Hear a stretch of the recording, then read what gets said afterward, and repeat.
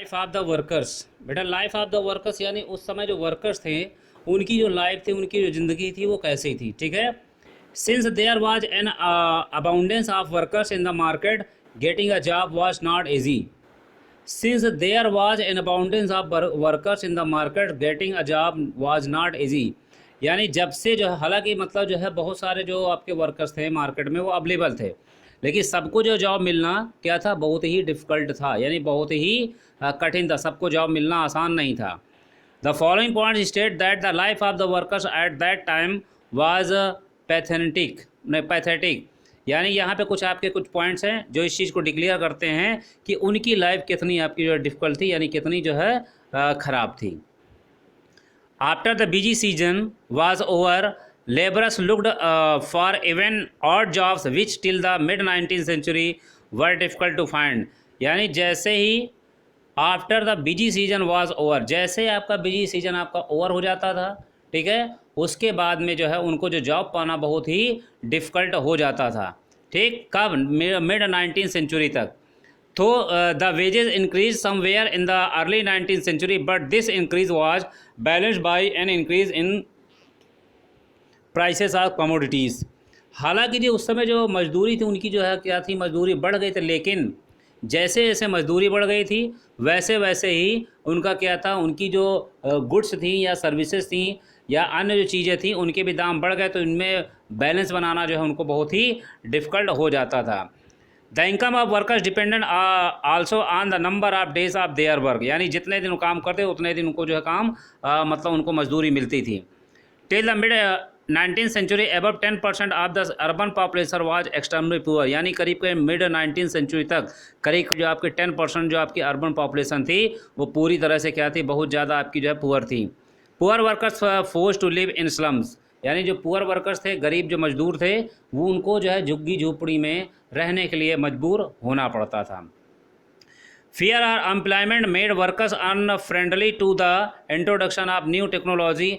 हालांकि जो है नई नई जो टेक्नोलॉजी थी वो जब लॉन्च हो रही थी तो वर्कर्स को ये लगता था कि अगर नई टेक्नोलॉजी लॉन्च हो जाएगी तो वो जो क्या हो जाएंगे, बेरोजगार हो जाएंगे।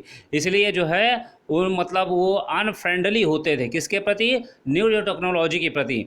When the spinning genie was introduced in the woolen industry, women who served on hand spinning began attacking new machines।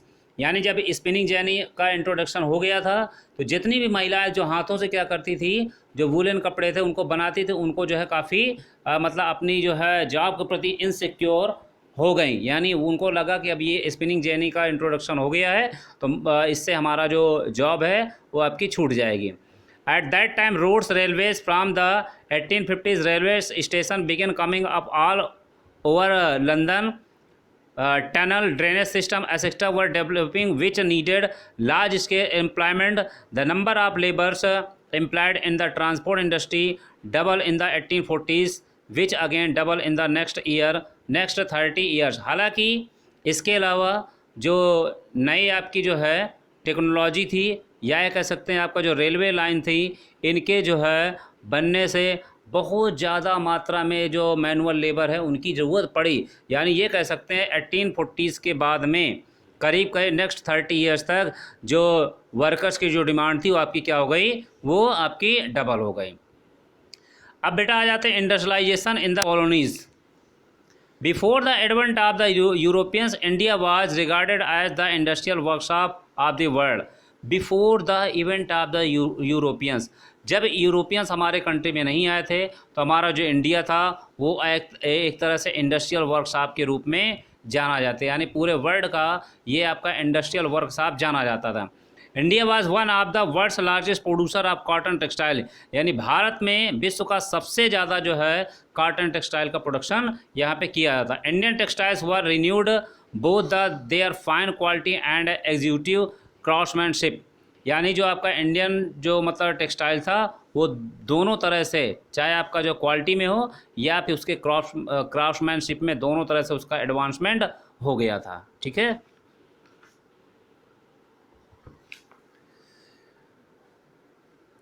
During the pre-colonial period of India, the raw and finished textile handicrafts such as calculo, muslins and handicrafts sauce along with other agriculture products were exported to Europe, Southeast Asia and the Middle East in the exchange of silver and gold. बेटा यहाँ पे थोड़ा सा एक चीज़ हम बता रहे हैं, during the pre colonial period. बेटा प्री कोलोनियल पीरियड का मतलब क्या होता है, जब ब्रिटिशर्स यहाँ पे ना, एक्चुअली ब्रिटिशर्स जहाँ जहाँ पे उन्होंने जो है अपना मतलब जो है कह सकते हैं अपना साम्राज्य का विस्तार किया, यानी जिन जिन देशों पर उन्होंने शासन किया, तो उनको हम औपनिवेशवाद कहते हैं, उपनिवेशवाद भी कहते हैं। ठीक है, तो ब्रिटिशर्स के आने के पहले हमारे कंट्री में जो आपकी फिनिश्ड जो टेक्सटाइल इंडस्ट्रीज़ थी और आपका हैंडीक्राफ्ट थे, जिसमें आपका जो है डिफरेंट टाइप्स की थिंग्स थी या चीज़ें बनाई जाती थी। इसके अलावा आपका जो एग्रीकल्चर प्रोडक्ट्स भी था, उसको यूरोप में, साउथ ईस्ट एशिया में और मिडिल ईस्ट या ईस्ट इन द एंड जो आपका मिडिल एशिया था वहाँ पे जो है भेजा जाता था, और उसके बदले में सिल्वर और गोल्ड जो है हमारे कंट्री को मिलता था। The age of Indian textile. अब हमारे इंडिया में जो टेक्सटाइल का जो मतलब युग था, समय था, वो आपका जो है कैसे उसको हम डिस्क्राइब कर सकें। Silk and cotton products of Indian dominated the international market before the age of machine industries. मशीनों के इन्वेंशन के पहले ही, जब मशीनें जो है यहाँ पे नहीं आई थी, उसके पहले क्या हुआ, उसके पहले जो है बेटा यहाँ पे जो हमारा इंडियन जो मार्केट था, यानी इंडियन जो आपकी इंडस्ट्रीज़ थी, वो पूरे इंटरनेशनल लेवल पे, इंटरनेशनल यानी मतलब अंतर्राष्ट्रीय लेवल पर हमारा जो इंडियन टेक्सटाइल था पूरा फैला हुआ था। ठीक है, American and Persian merchants took the final qualities of cotton from Punjab to Afghanistan. यानी जो अमेरिका और जो पर्शियन आपके जो है आपके जो मतलब व्यापारी थे, वो हमारे यहाँ से जो कॉटन यानी पंजाब और अफ़गानिस्तान से जो है ले करके कहाँ ले जाते थे, Afghanistan, eastern Persia and central Asia. Surat, Machilipatnam and Hooghly were the most important ports which were used for trade. यानी उस समय जो आपके सूरत था, मछलीपट्टनम था, और आपका जो हुगली बेटा आपका जो है कहाँ पे, हुगली रिवर पे बना हुआ आपका जो है बंदरगाह है। मछलीपट्टनम ये आपका जो है केरला में है, और इसके अलावा आपका जो है ये सूरत आपका गुजरात में। ये प्राचीन आपके जो है मतलब क्या थे, ट्रेडिंग सेंटर थे, और यहीं से पूरा आपका जो है इंटरनेशनल लेवल पर आपका ट्रेडिंग होती थी। By the 1750s with the arrival of European companies the Indian started losing their control over the trade. यानी जैसे जो है आपका 1750 तक जब यूरोपियन कंपनीज यहाँ पे आने लगी, तो Indian started losing their control over the trade. यानी जो भारतीय थे उनका जो है व्यापार में उनकी जो पकड़ थी वो क्या होने लगी, वो कमज़ोर होने लगी। The European companies were gaining power bye securing variety of concession from local courts. उस समय जो है चूँकि हमारे कंट्री में क्या था, आपका जो बेटा राजशाही थी। ठीक है, तो डिफरेंट सेक्टर में जितने राजा आए, राजाओं के मतलब दरबार में जब ये ब्रिटिशर्स आए, तो उन्होंने बहुत सारी जो कंसेशन थी वो उन्होंने जो है वहाँ से ले लिया, जिसकी वजह से इनको बिजनेस करने में क्या होता था, ज़्यादा बेनिफिट होने लगा। वहीं पे जो इंडियन आपके जो है मर्चेंट्स थे, इंडियन ट्रेडर्स थे, उनको काफ़ी डिफ़िकल्टीज़ का सामना करना पड़ा। उसके बाद some of the companies got monopoly right to trade. अब कुछ कंपनियों को एकाधिकार मिल गया, किसमें, जितना भी आपका बेटा जो है वर्क मतलब ट्रेड करने का पूरी तरह से एकाधिकार मिल गया। जब एकाधिकार मिल गया तो वो भी वहाँ पे कोई अदर कंपनीज या अदर जो मतलब जो है कंट्री के लोग वहाँ पे बिजनेस नहीं कर सकते थे। ठीक है, all this resulted in a decline of the old ports like Surat and Hooghly and emergence of new ports like Bombay and Calcutta. इन सभी ने क्या किया, जितने भी आपके जो है पुराने जो बंदरगाह थे, जैसे आपका सूरत था, हुगली था, इनको क्या किया, इनको जो है समाप्त कर दिया, और उनकी जगह पे नए जो आपके पोर्ट थे जिसमें आपका बॉम्बे और कलकत्ता था, इनका जो है क्या हुआ, डेवलपमेंट हो गया। This change was an indication of the growth of the new colonial power. और ये जो आपका बदलाव था, ये औपनिवेशवाद जो पावर है, सत्ता है, उसको जो है उसके बदलाव का एक तरह से ये संकेत था, यानी उसका जो है इशारा था। अब आ जाते बेटा what happened to weavers. Weavers means क्या होता है, जो कपड़ों की क्या करते हैं, बुनाई करते हैं। ठीक है, यानी कपड़े जो बुनते हैं उनको हम वीवर्स कहते हैं। As Indian fine textile were in a great demand in Europe, the East India Company was keen on expanding textile export from India. आप लोग जैसे जानते हैं कि हमारे इंडिया का जो टेक्सटाइल जो इंडस्ट्री थी, यहाँ पे बहुत अच्छी जो है क्वालिटी का जो मतलब कपड़ा था वो विदेशों पे भेजा जाता था, ठीक है। उनकी डिमांड आपके जो है यूरोप में खासकर ज़्यादा थी। लेकिन जैसे ईस्ट इंडिया कंपनी यहाँ पे आई तो उसने क्या किया, उसने यहाँ से जो एक्सपोर्ट था उसको और मतलब बढ़ा दिया। The French, Dutch, Portuguese and local traders competed in the market, thus the producer had to bargaining power. यानी उस समय जो फ्रांसीसी कंपनी आई, डच की कंपनी आई, पुर्तगीज़ कंपनी आई, अगर इन कंपनियों के यहाँ पे आने से जितने भी यहाँ के प्रोड्यूसर थे वो अपना बार्गेनिंग करते। बार्गेनिंग मीन्स क्या होता है, ज़्यादा मोल भाव करना, यानी उनको जो है बेनिफिट ज़्यादा मिलने लगा।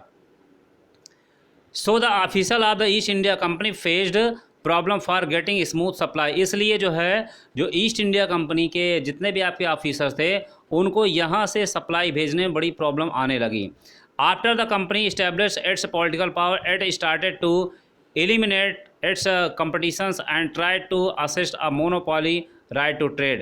यानी जैसे ही ब्रिटिश ईस्ट इंडिया कंपनी ने हमारे कंट्री में पॉलिटिकल यानी राजनीतिक रूप से पावर अपने कंट्रोल में लिया तो उसने जो है जितने भी अदर जो आपकी कंपनीज़ हैं उनको जो है यहाँ पे वर्क करने से यानी बिजनेस करने से रोक लिया, और पूरा आपका जो है बिजनेस का जो मतलब अधिकार है वो पूरी तरह यानी एकाधिकार उनको मतलब जो है मिल गया, ठीक। ऐसा हुआ बेटा आपका जो है in many places of Bengal and Karnataka weavers left villages and migrated to different villages. Some things they even revolted against the company and refuse to take loans. जब ब्रिटिशर्स ने पूरा ट्रेड पे अपनी मोनोपॉली यानी एकाधिकार अपना जमा लिया तो हमारे जो इंडियन आपके वीवर्स थे उनको कच्चा माल रॉ मटेरियल मिलना बंद हो गया, जिससे जो है वो ब्रिटिशर्स के कंपटीशन में मतलब जो है कम्पीट नहीं कर पाया और उनको डिफरेंट टाइप की जो प्रॉब्लम है वो फेस करने पड़ी। उनको अपने गांव को मतलब छोड़ करके दूसरे गांव तक मतलब जो क्या करना पड़ा, जो है जाना पड़ा, या ये कह सकते हैं उनको one place to another place पे रिमूव मतलब जो है होना पड़ा। Company and refuse to take loans.